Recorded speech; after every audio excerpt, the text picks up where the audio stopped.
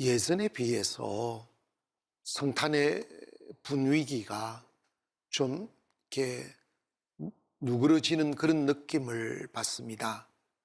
사실은 우리가 기독교 행사 중에 성탄이 가장 귀하고 아름다운 절기입니다.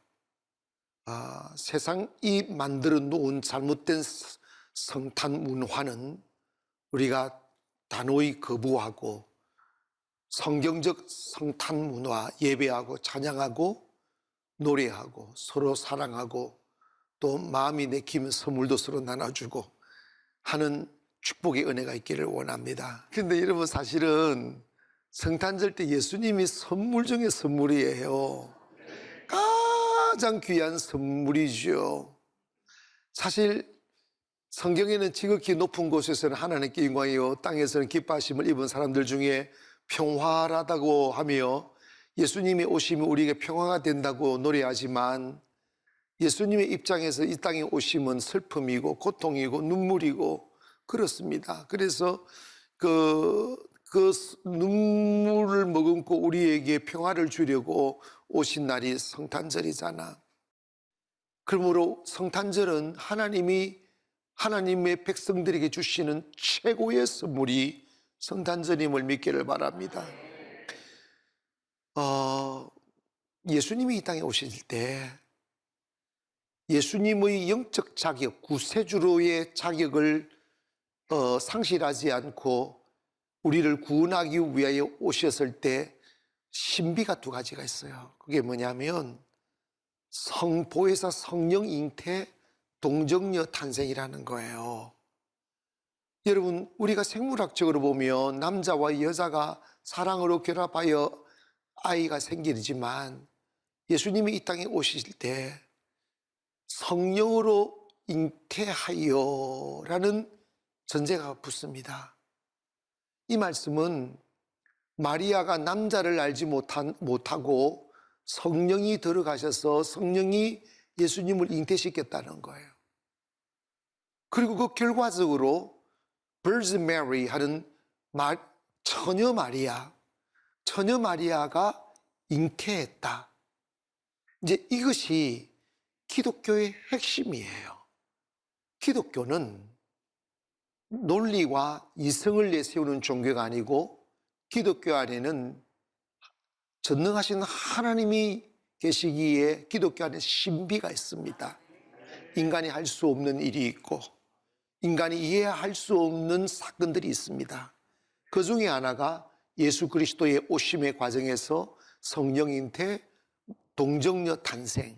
이것은 우리가 믿어야만 구원받는 핵심적 교리예요. 왜냐하면 만약에 예수님께서 일반 사람들이 태어나는 방식으로 남자의 피를 받고 이 땅에 오셨다면 아담 이후 모든 원죄와 자범죄의 죄의 피가 흐르기 때문에 남자의 피를 받으면 예수님도 행위의 죄가 없었을지라도 예수님에게는 원죄는 이미 생겨나는 것이죠. 그렇기 때문에 인간을 구원하시기 위해서는 예수님이 죄가 없으셔야 하므로 남자의 피를 받지 않고 성령으로 잉태하여 예수님이 거룩한 몸으로 태어나 그분의 죽으심을, 그분의 흘리신 피를 보혈이라고 그러잖아요. 무죄한 피, 거룩한 피라고 이야기합니다. 왜? 예수님은 사람의 피를 받지 않았기 때문에. 그래서 그것이 성취되어야 피로서 예수님은 구원자의 자격이 있는 것이죠.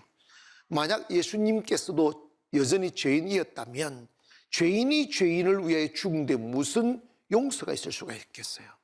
예수님이 우리에게 구세주가 되고 우리의 죄를 도말할 수 있는 자격이 있는 것은 예수님께서는 죄가 없으셨기 때문이라 이 말입니다.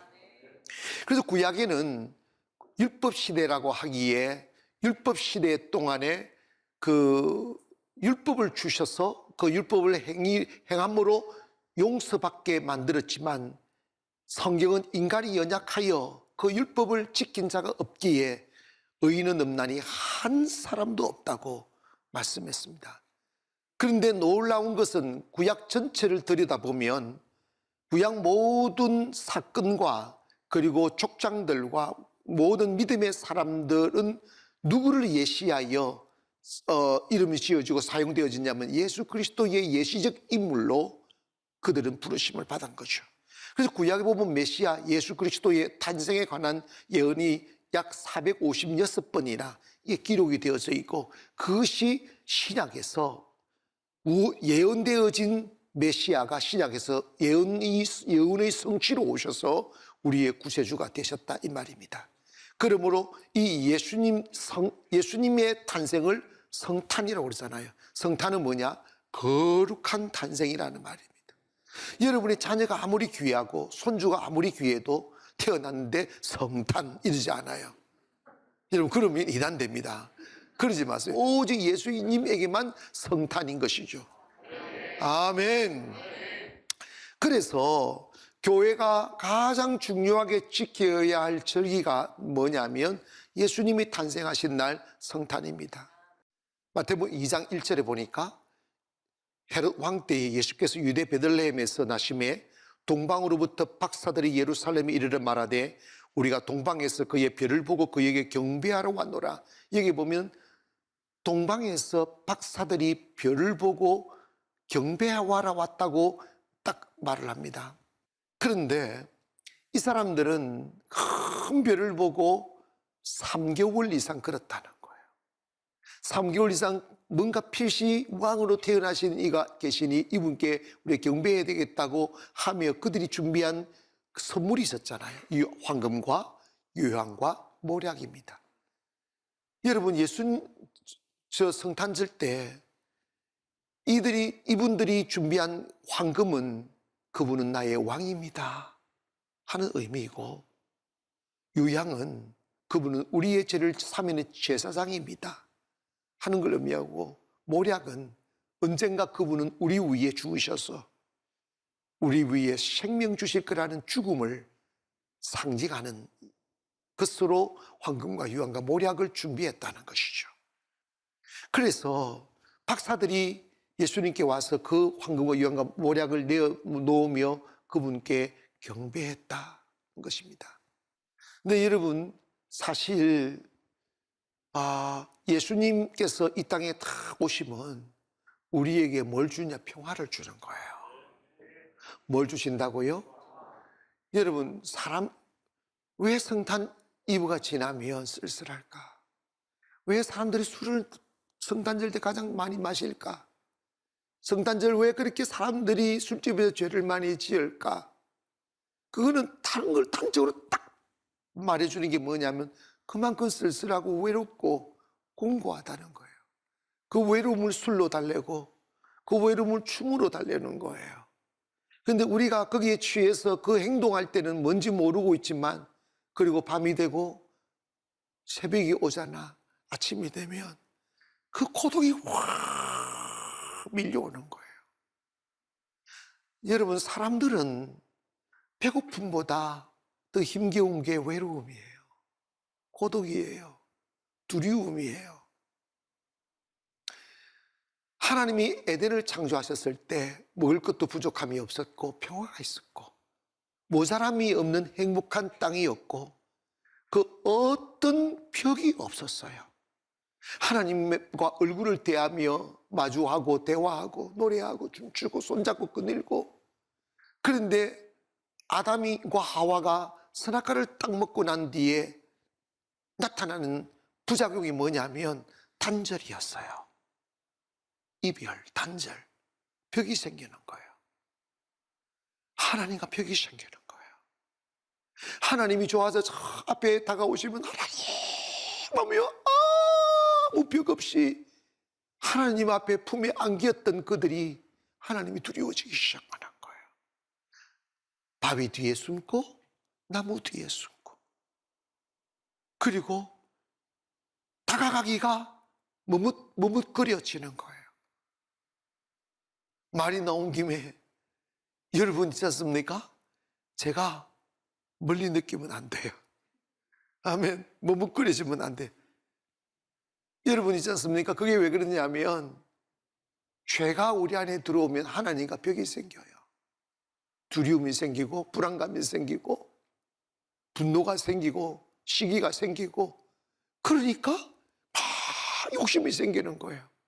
근데 여러분, 예수님이 우리 땅에 딱 오면 지극히 높은 곳에 하나님의 영광이고 땅에서 기뻐하심을 입은 사람들 중에 평화라고 그랬어요. 예수님은 우리에게 평화를 주십니다. 벽이 무너지는 거예요. 왜? 우리가 지은 죄 때문에 하나님과 단절되고, 하나님과 단절되었기에 먹을 것을 내던 땅이 가시덤불과 킁킁 내어 우리로 하여금 시달리며 배고프며 경쟁하며 싸우며 살 수밖에 없는 척박한 땅으로 바뀌어버리는 거지. 한없이 사랑하여만 사랑을 하여도 짧은 인생인데 사람을 경계해야 되고 미워해야 되고 증오해야 되고 이런 관계가 막 만들어지는 거예요. 왜 그러냐? 결국은 죄 때문에 그런 거예요. 그래서 예수님 오시면 평화가 오는 거예요. 여러분, 혹여 여러분 사시다가 이유 없는 외로움이 젖어들고 두려움이 여러분의 가슴을 덮고 그리고 삶의 무게가 너무 무겁게 여겨서 비틀거리고 나 내일 맞이할 수 있을까? 내일의 태양이 두려워질 때 여러분 힘이 없거나 돈이 없거나 지쳐서가 아니라 여러분의 영적 상태가 하나님과 지금 단절되었기 때문에 그렇다는 것을 깨닫고 다른 것 하지 말고 하나님과 관계 회복하는 데 최선 다하기를 원하고 하나님 만나면 평화가 오는 거예요. 그리고 성탄절 때 우리가 두 번째로 기억해야 될 게 성탄의 참된 의미가 뭔지를 알아야 됩니다. 마태복음 1장 21절에 이렇게 말합니다. 아들을 낳으리니 이름을 예수라 하라. 이는 그가 자기 백성을 그들의 죄에서 구원할 자이심이라. 여러분, 예수님의 이름이 메시아도 있고 예수도 있고 임마누엘도 있고 여러 가지가 있는데 예수라는 뜻은 뭐냐면 자기 백성을 저희 죄에서 구원할 자입니다. 거지. 이게 뭐냐면 예수님의 이름 뜻은 여러분의 죄를 그 죄를 도말하고 없애주고 죄에서 구원해 주시는 자라는 뜻이죠. 때문에 예수님께서 이 땅에 오신 것은 나의 행위로 해결할 수 없는 죄의 문제를 해결해 주시기 위해서 오신 거죠. 자유의 날입니다. 평화를 얻는 날이고 해방을 얻는 날입니다. 사실 살다 보면 사람으로 인하여 발생되어지는 많은 문제들이 있고 경제적인 문제들도 있습니다. 사실은 문제에 쌓이면 답답하죠. 해결 기미가 안 보이면요 숨이 안 쉬어질 정도로 힘이 듭니다. 그 현실에서 나타나는 문제들이 우리에게 주는 마음의 답답함이죠.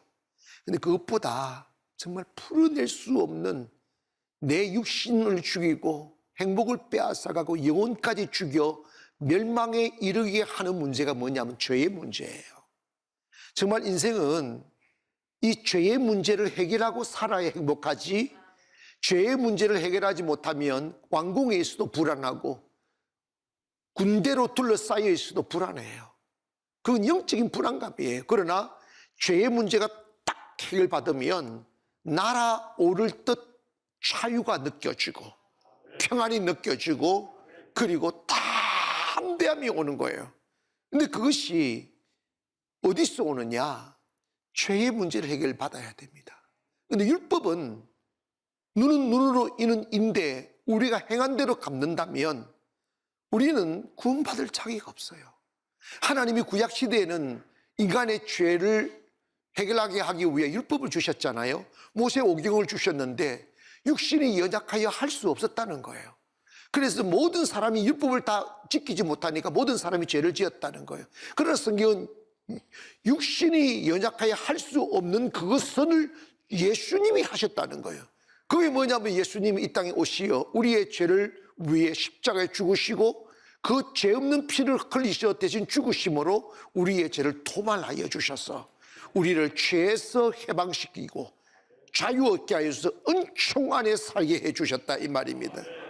때문에 성탄절은 죄에서 해방되기 위하여 오신 예수님을 맞이하고 그 예수님을 맞이하면 이런 말 합니다.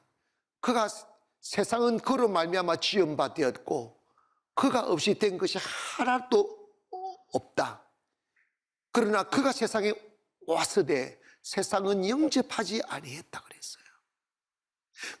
세상이 영접하지 않았대. 왜? 빛이 세상에 오매 어둠이 빛을 미워하더라는 거예요. 여러분, 누구에게는 예수님은 기쁜 소식이에요. 누구에게는 예수 옛자도 듣기 싫어요. 그 뭐냐? 구원받을 자와 구원받지 못할 자가 갈라지는 거예요. 오늘 여러분 예수의 이름이 기쁨으로 들려오기를 원하고 해방으로 들려오기를 원하며 자유와 축복으로 들려오기를 원합니다. 성경 분명히 말씀합니다. 누구도 예수님 영접 아니할지라도 영접하는 자, 곧 그 이름을 믿는 자들에게는 하나님의 자녀가 되는 권세를 주셨다는 거지. 오늘 예수님은 우리의 구원자이십니다. 예수님을 영접하고 믿게 되면 우리는 하나님의 자녀의 권세를 누리게 됩니다. 한 번은 야곱이 장자의 명분을 샀지 않습니까? 그리고 아버지 이삭이 나이 많아 눈이 어두워지고 감각이 둔해졌을 때 변장을 해가지고 변장을 해서 아버지를 속였잖아요. 형 에서가 짐승 잡으러 가는 동안에 양을 잡아가지고 요리 딱 준비, 엄마하고 짝짝꿍해가 협업을 한 거지. 짝짝꿍해가지고 이게 근데 목소리를 갖다가 에서의 목소리를 내니까 이상하니까 아버지가 목소리가 좀 있으니까 너 어떻게 목소리가 야곱 같다? 이랬더니 야곱이 하는 말 아니요 이거 아버님 아니요 내가 감기가 돼 목소리가 좀 변성이 왔다고 이러면서 그래? 야곱은 털이 없고 에서는 털이 마르니까 한번 만져보자고 눈을 못 보니까 만져보자 이렇게 만져봤더니 야곱이요 집은 짐승의 털을 갖다가 막 붙여가지고 에서가 얼마나 털이 많았으면 짐승을 가죽을 갖다가 막 했는데도 그럴 줄 믿었을까? 야 완전 그러니까 에서는 야곱가 완전 짐승가인가 봐. 어쨌든 그게 중요하지 않고 그래서 속여가지고 장제 명분을 받고 축복을 받았잖아. 이 사실을 뒤늦게 안 에서가 야곱을 죽이려고 하니까 야곱은 그 나이까지 어머니에서 부엌에서 왔다가 엄마 치마폭에서 엄마 곁에서 잠자고 살았던 그가 형이 죽이려고 가니까 도망가기 시작. 어디론가 어머니 말대로 하란에 있는 라반의 집으로 도망가려고 하는데 가봤어야지. 차가 있어, 자전거가 있어, 뭐 있어. 어머니가 쥐어준 물병과 떡 한 줌 가지고 막 도망가다가 형이 쫓아온다고 생각하니까 두려움에 취해서 뭐 치도록 도망가다가 어느새 한 강가에서 밤을 맞이하게 된 거예요. 한 번도 집을 떠나보지 못했던 야곱. 어머니의 품에서 따스한 밤을 보냈던 그가 이제는 홀로 땅바닥에 누워 쏟아지는 별빛을 바라보며 잠을 청하려 하니 갑자기 막 슬픔과 눈물이 막 쏟아지기 시작하는 거예요. 그래서 얼굴에 눈물이 적시고 그 눈물이 머리를 적시고 땅을 적시기 시작하고 있어요. 내가 어디로 가야 될지, 내가 살아날 수는 있을까? 내가 다시 어머니를 볼 수 있을까? 내가 다시 평안롭게 고향으로 돌아갈 수 있을까? 생각하니까 막막한 거예요. 하늘 아래 쏟아지는 별을 바라보며 홀로 땅바닥에 등을 대고 누워있는 이 초라한 모습이 너무너무 외롭고 두려웠던 거죠. 그때 가물가물 하다가 잠이 들락말락 할 때 환상이 보이기 시작하는 거예요. 하늘에서 사닥다리가 쭉 내려오더니 천사들이 오라라 내려가는 거예요. 홀로 걸었다고 생각했어요. 나 혼자라고 생각했어요. 이 삶의 두려움과 무거움을 혼자의 힘으로 해결해야 된다고 생각했어요.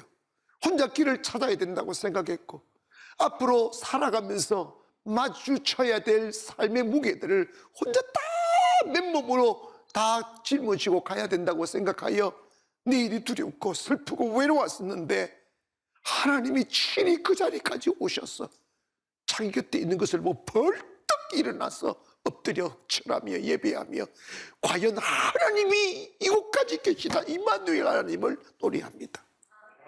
그때 야곱은 놀란 거죠. 아니, 하나님은 내 집에 있거나 성전에 계시는 게 아니라 하나님은 나와 함께 계시는 거구나. 하나님은 나를 따라오셨구나. 나와 함께 걷고 계셨구나 하는 것을 알게 된 거예요. 그래서 야곱이 그 감격 아래 고백하는 것, 하나님 내 평생 하나님을 섬기겠습니다. 하나님 내게 주신 재물 중에 11조를 꼭 드리겠습니다. 언젠가 내가 다시 승고하에 돌아오면 내가 누웠던 이 자리를, 하나님을 만난 이 야복강의 자리를 성전을 짓겠습니다. 그러며 하나님이 자기와 함께 하고 계심을 노래한 거지. 여러분, 정말 축복은 뭐냐? 외로울 때 주님의 얼굴 보는 거예요. 주님 앞에 나와 엎드리면 임마누엘 하나님 만나게 됩니다. 그리스도인들은요, 외로움을 군중 속에 뛰어들어 막 정신을 술 마시며 춤추며 헤매면서 위로받으려고 하지. 그건 더 큰 공헌을 이루잖아. 어디 거기에 평화가 있어요? 어디 거기에 위로가 있냐고요? 어디 거기에 평안이 있냐고요? 평안은 주님 앞에 홀로 엎드릴 때 오는 거예요. 제가 물론 초등학교 때부터 목사가 되겠다고 혼자 각오한 온 거지만, 정말 목사가 되는 데 있어서 가장 큰 영향력을 끼쳤던 날이 언제냐면, 제가 감수성이 한창 예민할 때 너무 삶이 안울하고 외롭고 공고해서 어느 날 밤 아무도 없는 교회에 들어가 홀로 엎드렸어요.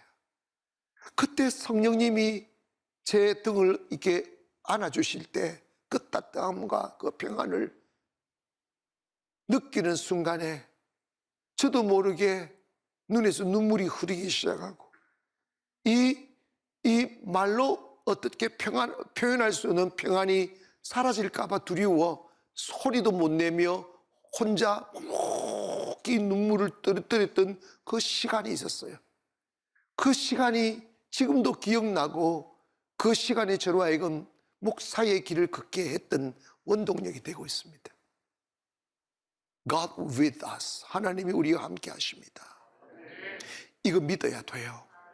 성경은 예수님이 이 땅에 오신 건 임마누엘 하나님으로 오셨다는 거예요.